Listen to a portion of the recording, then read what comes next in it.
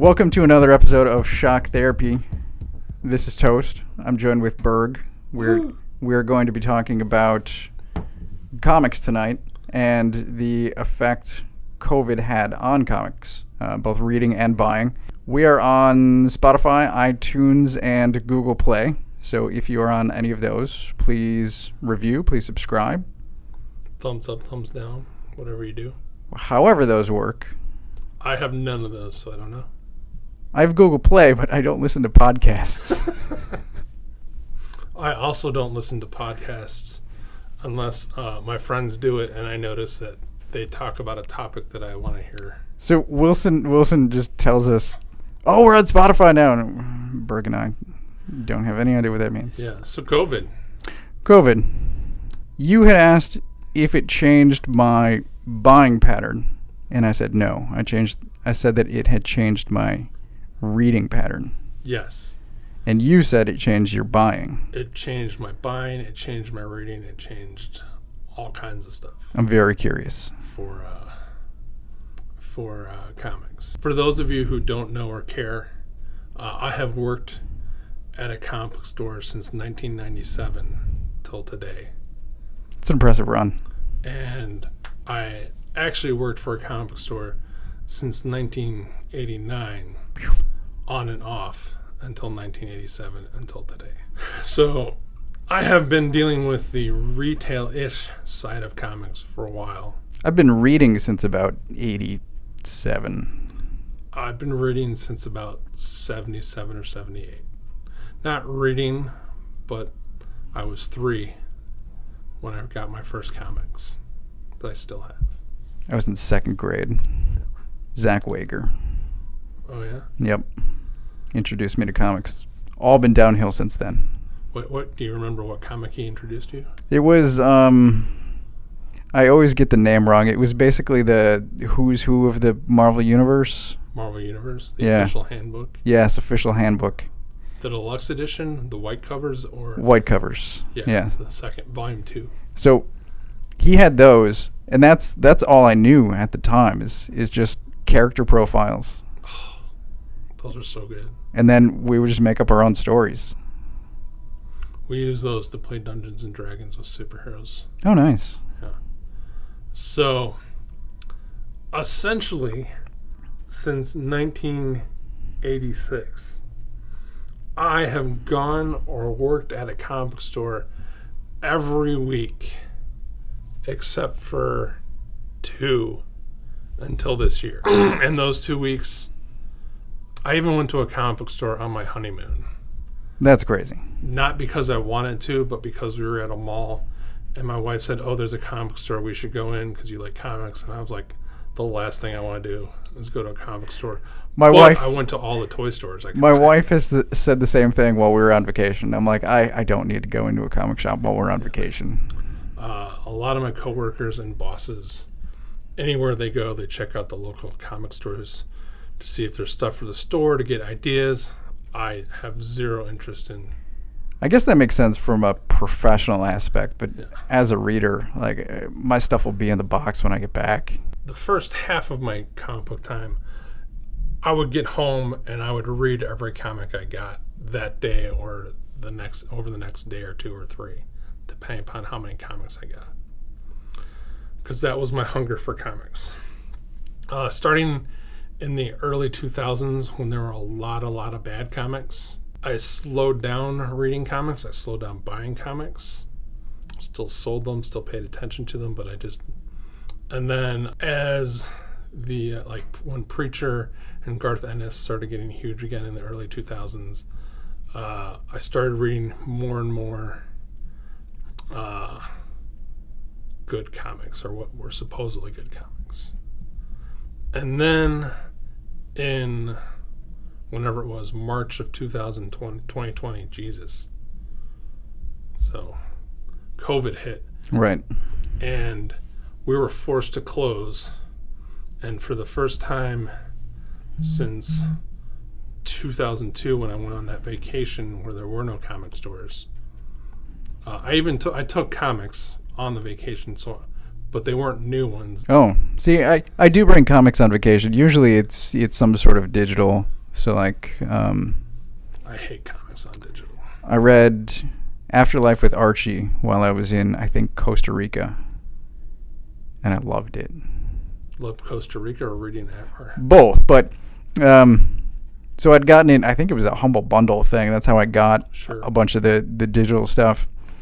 And it was like, I'm not a huge fan of reading digitally. It was convenient occasionally, but I like putting books that I like on a shelf so that I can look at it.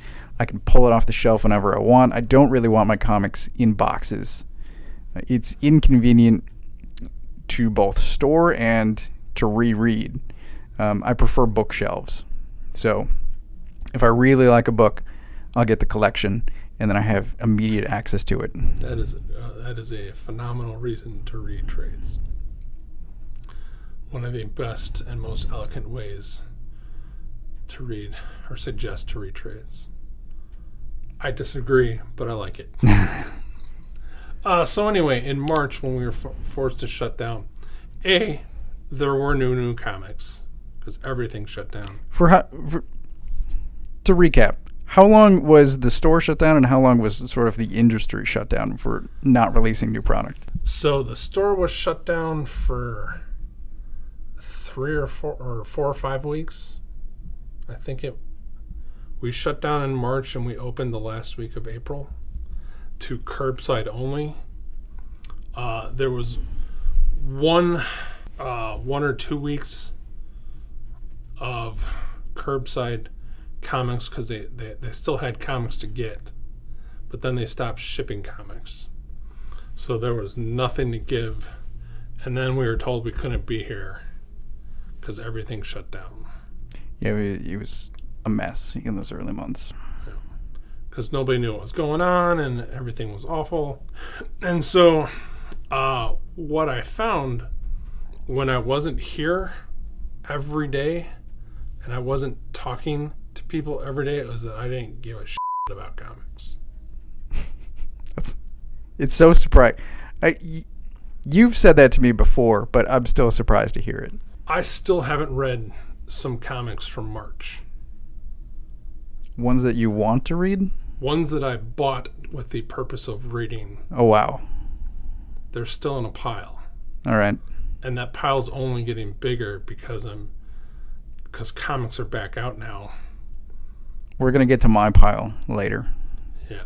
And so for those, whatever it was, 3 or 4 weeks when there was no product and we weren't at the store, I didn't even touch a comic other than, like, I picked up the piles of comics in the boxes to, like, move them out of the way of stuff. But I didn't actually pick up and look at a comic until a week or two after we were back when we were doing curbside. Wow. And I didn't miss it at all. Like, there was never a time like, oh yeah, I should read comics. I went outside. I played with my kids. I played video games. I watched TV. I watched movies. I played with toys. That's all good stuff. Yeah. Like I have no problem with any of that. I'm surprised that it just shut off so easily. It's super easy. And a lot of it had to do with the fact that I wasn't here. There was no one asking me how was Hulk this week. That makes sense. We were talking about COVID. Mm-hmm. And we were talking about, are we ever going to open up? How are we going to, and the escapism that comics has always brought me was just, don't care. Didn't care. And for the most part, all the comic book people who I talked to during that time, we weren't talking about comics. We didn't, my best friend Christopher hasn't read a comic in 5 years because he got so far behind, or he's read a few here and there. But I talk to him the most, and so he doesn't talk about, we don't talk about newer comics because he hasn't read them. And I just didn't talk about them, didn't care. And then we came back to curbside only, and we were getting like 5 books a week, and then we were getting 10 books a week, and it was all from DC, and I just didn't care. And the Joe Hill books, like I haven't, except for Basket Full of Heads, I haven't finished any of them. Like I have one more issue of Daphne Byrne to read. Like, Is it a good series? I loved it. Oh. I just didn't care. And yeah, and when we were doing curbside only, there was still nobody to talk to about comics. Yeah, because you had like a box outside the store, so there was no customer contact. There was no customer contact, and everything was so awful and depressing at that time that I basically just said, I don't want to be here. I'd rather be at home with my kids. I'm terrified, blah, blah, blah.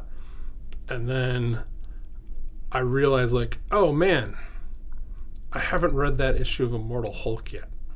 So I read Immortal Hulk, and I was just blown away by how good that book is. I went home and I read a few more comics that night and was just reminded, like, oh yeah, these comics are really, really good. I really like these comics. But what I did over the next few days and weeks was I dropped any title that I hadn't read in 2 issues, which is what I normally do. But because I hadn't read comics in 2 months, it was a ton of comics. Well, that's understandable. And the other thing I did was I stopped reading comics to know about stuff, to help customers. Oh, I stopped that a long time ago. Like I was sort of paying attention to certain things just because like the internet talked about them and I wanted to know what people were talking about. And then I realized how time consuming that was and how stupid. I'm like, this doesn't make any sense. I need to stop this. When we get comics on Tuesdays, usually we do all the work on Tuesdays and then we read comics. And I mean work. We do work. Yep. And I would read the comics that weren't for me, that I was only vaguely interested in just to keep current on stuff. Because people ask. Or Batman's going to die in this issue, or Alfred's going to die, so I'll flip through Batman. Yeah. Or something. Just to, and a lot of that time I would flip through this comic here or there, but not actually read it. Yeah. Just kind of skim through it. I have totally stopped doing that. And what I have found, and I always knew this, is that I can just fake it. Because I have never... Like Saga. You faked for years. I faked Saga for years. I started reading Saga with like issue 36. Wow. Well, it was around issue 36 when I finally read issue 1. And I was wrong, and I admit I'm wrong. It's great. But for the first 36 issues of Saga, I just told people that I read it, and I lied my ass off about what I thought of that issue, and was a total poser, making stuff up. And but it worked. It worked. In 25 so years, no one has ever called me on like, that didn't happen in that book. Most of the time, people are like, oh yeah, I love that book, add it to my list. And I don't know if they're just being polite, but you'd figure it eventually I'd get caught. I guess not. But I had slowed down reading in the early 2000s and then was reading 25, 30 books a week. Not reading, but like I was reading 15 books a week. But I was going through 15 or 25, 30 books just to kind of get a feel of what's going on. 15 is probably a big week for me. And now I'm reading like 6. Wow. And I have stacks of books at home now that haven't been read because I just I'm not reading this. Why am I buying it? I'm done. And it's something I've recommended to people. Like, if you haven't read Spawn since issue 2, don't buy 300 issues of Spawn. Right. spend your money on something you want to read or save your money. Like, Yeah. I want you to read comics. I need you to read comics. It's my job. But Buy something you like. yeah, if you're not reading it, you're just buying a trading card, and it's an awful expensive trading card Right. that takes up space and blah, blah, blah. So my story, going back to the beginning, I read comics up until I was probably 15 or 16, somewhere around the time I was getting a job. And I was a huge fan of Spider-Man. And I remember specifically it was the arc where his parents come back and they're like secret SHIELD agents, except not really. And I was so turned off. It was so dumb. I quit reading all comics. Was that like the -1 issue? No, it was somewhere in the like 370s, 380s. I think I quit before 400.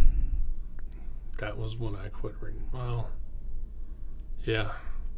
I hated Mark Bagley, and it was hard to read. I liked Bagley, but the story was so dumb. I literally quit reading all comics because of that story arc. Wow. And then I came back a few years later, and then I quit again. I've quit multiple times, usually because I become unemployed and money becomes tight. I've quit a few times because I moved, and just having stacks of comics is difficult.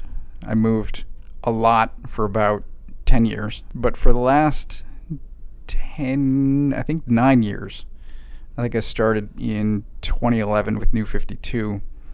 I've been reading consistently, and each time I try to go back and sort of catch up on things that I missed. So when I came back to comics the first time, I was catching up on stuff like Sandman that I wasn't reading originally, but that I heard was good. And ever since then, there's been this backlog of stuff. And so I buy a lot of generally trades, and then I need to find the time to read it. And this year has given me a lot of time to read books. It's also given me time to make decisions about which books I'm keeping and which books I'm getting rid of. So there were plenty of books that I had read and I was just keeping for no particular reason. But we donated. We're all hoarders. Yes, I freely admit that I am, and I've tried to break myself of that. But my wife and I were working to clean out the house, and I put some serious effort into the office and getting rid of comics that I didn't particularly like or that I knew I wasn't going to read, just to clean things up, just to make room for the things that I do enjoy. How often do you reread comics? Rarely. Yeah. But it's the same thing with movies and TV. I'm a huge fan of just stories in general. So I watch a ton of movies, TV, read comics, play video games, just for the stories. So I used to rewatch movies more often, and I do less of it the older I get, but I rarely also reread comics. I think Spider-Man Blue is one of the recent rare exceptions. So my wife, I gave a stack of comics to my wife because she was interested in some of my favorites. I list many books as one of my favorites that she doesn't understand how I have so many favorites. So I gave her probably a stack of about a dozen books: Lock and Key, Black Sad, Spider-Man Blue. And then when she gave some of those back, I started rereading. So I reread Spider-Man Blue, but it's one of the rare exceptions. I'm usually looking for new things. I have read Thor 362 once a year for 20 odd years.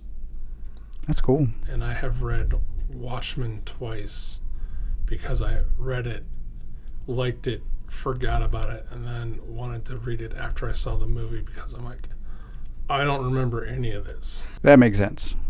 But other than that, I never reread comics. Even when I find one that I'm like, oh, this was so cool. How much of that is convenience for you if everything is in, say, long boxes? Well, I work in a comic store, so I find comics that I love all the time in boxes that I process and file and stuff. So I see both, like I every once in a while I'll come across, like, this is the first Spider-Man issue I ever bought. I don't reread it. Or this is the first issue of Conan I ever had. Never reread it. Oh, I did. So I got some of the Spider-Man trades covered some of the earliest Spider-Man issues that I was reading. So I think I started during Larson's run, and there were multiple Spider-Man collections that came out either this year or in recent years that I bought this year and I was reading. So I read from something like 298, 299 through 330. McFarlane run. McFarlane and Larson. Larson did 324 and 326. Yeah. Maybe. So I read that whole chunk, which for me I hadn't revisited since the 90s, and it's still fun. I still liked it. It isn't too old. I do have a problem reading some older things because the either art style or the writing style usually bugs me. I still enjoyed those issues. I tried rereading Marvel Superheroes Secret Wars when the Marvel Universe 2-packs came out and they had the comics in them again. Yeah. The story is awesome, but the comics are terrible. I can't believe I liked them. The 80s comics are awful. Yes. They're written at such a... I don't understand people that are nostalgic for 70s. So what happens now? I'm still catching up. I still have a stack of books that I need to decide whether or not I'm keeping, and a stack of books. So that the first stack is comics that I've read that I don't remember well enough to make a decision on, and I need to figure out what I'm doing with those. And the second stack is ones that I haven't read that I'm now working my way through because my pull list has been reduced, and just a bunch of things that I'm reading are on hiatus. So Saga. Right. Various image books that just disappear for months at a time. So I'm working through multiple stacks and getting rid of things and making room permanently for things that I like. So it's a constant game of catch up, and I'm hoping someday I am caught up. You'll never be caught up. I don't think so. I'm pretty sure I could read every comic I had and never finish before I die. I mean, I've been at it for 30 years and I'm not caught up yet, so what hope do I have? But I can say that I've read every issue of Thor from Journey to Mystery 83 up until issue 10 that came out a couple weeks ago. That's impressive. Only once came close to cutting. I dropped Thor for about a week. One time. So not as bad as Spider-Man's parents coming back. No. My Spider-Man, I read the ones you read, and then I stopped right around 400-ish, and then I did not read until John Romita Jr. came back with John Byrne, I think was writing, or Howard Mackey, and I read Spider-Man up until he made the deal with Mephisto, and I was like, this is the dumbest thing. See, I skipped all of that. Spider-Man was my guy growing up, and then I quit, and I came back for issue 700, and I would be fine if Spider-Man were dead, if Peter Parker were dead. Like, that could be, for me, the final issue. Anyway, so yeah, COVID changed a lot of stuff. It really did. I still love comics. I still want to read comics. It just not as much. See, for me, I guess because I've always been on the search for new things, there's always new books for me to read. even with dropping, even with titles just disappearing. I'm just constantly searching for new stuff, so I'm always finding new things to read. I try a lot of first issues. You do. None of that has changed. It's just I find myself with more free time to get the reading in. I find that I have read too many comics and everything is just like, oh yeah, I've read this before. Oh yeah, they took this idea from that comic and put it in purple. I see that in TV and movies. I'm like, I remember this. Comics did this years ago. Right now, Old Man Turtles is my biggest, like, yeah, it's Old Man Turtles. I read Old Man Logan. I read this before. Currently, it's the Good Turtles book. Yeah. So I'm still reading that. I just dropped the main title. There's a part of me that's like, yeah, I really don't care what, like, I want to read the story where the other turtles die. I don't want to read the last turtle's last hurrah. That makes sense. Like, I get that. He's either going to die Or not die. or he'll be like, he'll start a new heroic age, aka Dark Knight Returns. Right. Or the other guys weren't like, I'm curious enough. Yeah. I mean, the art is what draws me in for that. I love that art. Art's good. I wish the other guy had stayed around, but I guess he couldn't. I don't know what's up with that. I don't know. But I guess that is it. I think that's been it for this episode. If you're still listening, thank you. I don't know how you can give feedback. We do have an email address. If I remember correctly, it's shocktherapytoys@gmail.com. Please send us anything you want, comments, suggested topics. Again, we are on iTunes, Spotify, and Google Play, so please subscribe there. We also have a YouTube channel, Shocking Out Toy Reviews. We're on the Facebook, the Instagram, And Twitter. Wilson keeps trying to make us grow and expand to make it whatever he's trying to make it. Yep. And we're just hanging out. We are along for the ride. So, for Mr. Toast, I am the Berg. And, Thanks for joining us. yeah.